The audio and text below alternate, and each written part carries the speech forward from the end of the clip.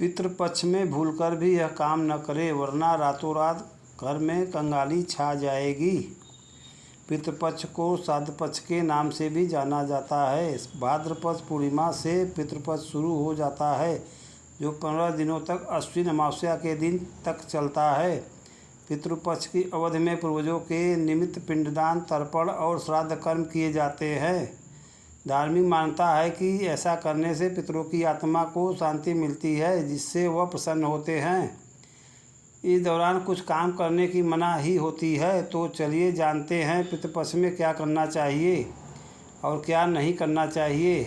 पहला, भूमि या मकान ना खरीदें। पितृपक्ष में भूमि या मकान बिल्कुल ना खरीदें। पितृपक्ष में जो भी नई वस्तुएं आप खरीदते हैं उनसे आप सुख की प्राप्ति नहीं कर सकते, इसलिए पितृपक्ष में नई वस्तुएं न खरीदें।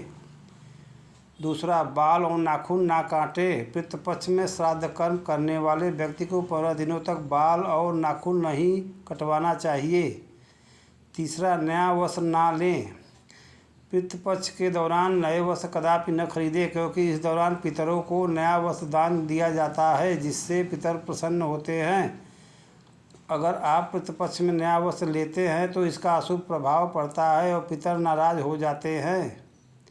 चौथा, पितृपक्ष के दौरान लोहे का सामान नहीं खरीदना चाहिए।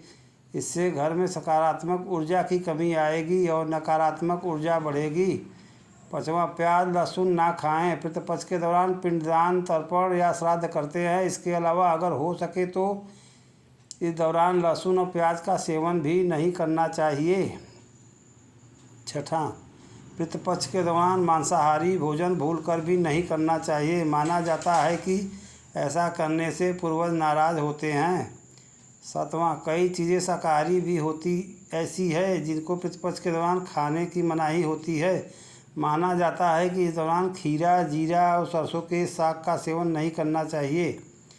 आठवां, पशु पक्षियों की सेवा करें। मान्यता है कि इस दौरान पशु पक्षियों को सताना नहीं चाहिए, क्योंकि ऐसा करने से पूर्वज नाराज हो जाते हैं। ऐसे में पितृपक्ष के दौरान पशु पक्षियों की सेवा करनी चाहिए। नौवां, कोई मांगलिक कार्य का आयोजन न करें। पितृपक्ष पूर्वजों के लिए समर्पित होता है, इसलिए इस दौरान किसी भी तरह का मांगलिक कार्य नहीं करना चाहिए। पितृपक्ष के दौरान शादी, मुंडन, सगाई और गृह प्रवेश जैसे मांगलिक कार्य वर्जित माने जाते हैं। 10वां, किसी भी पक्षी को ना सताएं। कहा जाता है कि पितृपक्ष के दौरान हमारे पूर्वज पक्षियों के रूप में इस धरती पर आते हैं, इसलिए इस दौरान गलती से भी किसी पक्षी को नहीं सताना चाहिए। ऐसा करने से हमारे पूर्वज नाराज हो सकते हैं।